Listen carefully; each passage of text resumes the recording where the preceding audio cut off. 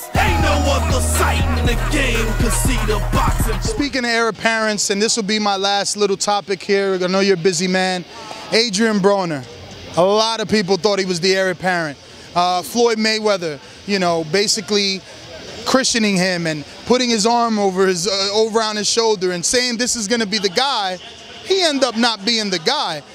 Is there still an opportunity for Broner possibly at a lower weight division, or do you see him being able to beat some of these top welterweights if he decides to stay at 147 after losing to Shawn Porter?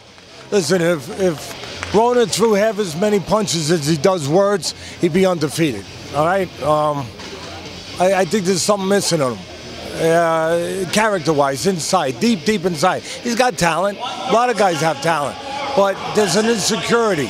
There's some kind of real dark down there, something hidden that he acts this way other than what he really feels. All the bravado, you know, all the talk, all the machoism, all that stuff, and he makes you think that maybe sometimes you don't care. I've heard people say, oh, if he was more interested and more dedicated, he'd really be good. I think that's what he wants people to say.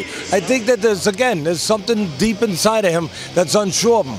And what he does is he leaves open a side door, a back door, an escape route, where people will say, if he loses, it's because he didn't care enough, because he wasn't dedicated enough, when really it's because he's too insecure to really go out there and put it all on a line and find out how damn good he could really be.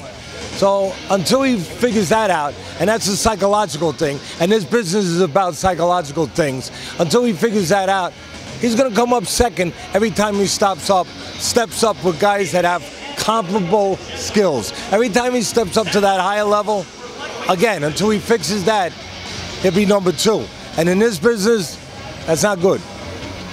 Teddy, what did you think about his antics in the ring, hitting behind the head, using some sort of backhand motion, putting the inside of his glove on Porter's face?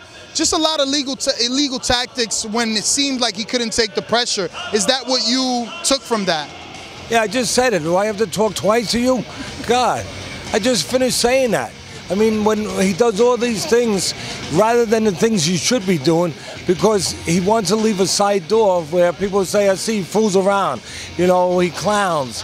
You know, if he was serious, he'd be able to beat anybody. But to beat anybody, you got to be serious.